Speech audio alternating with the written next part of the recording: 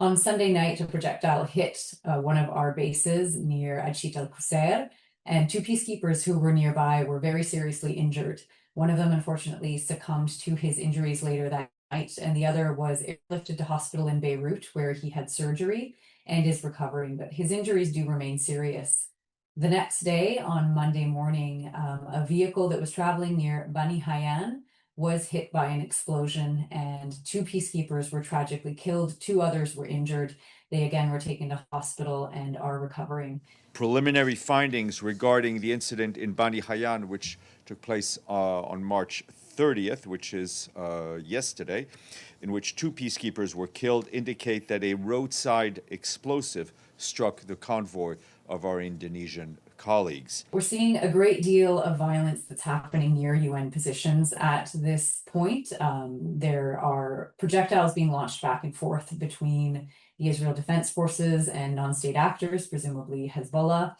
And we're seeing gunfire clashes happening near positions as well. This is putting peacekeepers at risk. We've reminded all actors of their responsibility to avoid harm to peacekeepers. And this includes harm that may be incidental to their combat activities. They have an obligation in law and under Resolution 1701 to avoid harming peacekeepers. Regarding the attack that took place yesterday, March 30th, we can confirm now that UNIFIL forces were hit by Hezbollah explosive devices in an incident near Bani Hayyan in southern Lebanon. The situation is complex, it is changing quickly, and it's dangerous. But one thing is clear, this did not happen in a vacuum. Israel did not choose this conflict. Hezbollah did. Since the 2nd of March, Hezbollah has launched more than 5,000 rockets, missiles, and drones at Israeli civilians. They launch these weapons from civilian infrastructure within villages right next to UN positions. On the 22nd of March, we sent a formal letter to UNIFIL. We made clear in that letter that Hezbollah was operating near UN positions and placing them in danger. We are in regular contact with UNIFIL.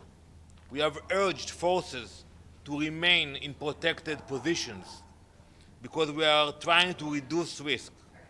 And again, we regret any harm to UN personnel. But we cannot ignore the bigger picture. Hezbollah continues to violate UN Security Resolution 1701. It operates freely inside Lebanon with support from Iran. The Lebanese government made commitments to disarm Hezbollah, to deploy its forces in the south. It has done neither. This is a gap between declarations and reality. Until that changes, no one is safe. Not Israelis, not Lebanese, not UNIFIL personnel. We are paying a heavy price. Did you communicate these findings to the UN, to UNIFIL, and what was their response? We are in constant communication with UNIFIL, and we are sharing with them the information we have. And as I said earlier, we regret the loss of lives of the peacekeepers. Thank you. What was their response to your findings? So you can ask them. Thank you very much. Our investigation is still ongoing. Two, as you know, were killed due to a roadside bomb, most likely an IED. And the first incident was an explosive that landed in the position that the Indonesians were holding.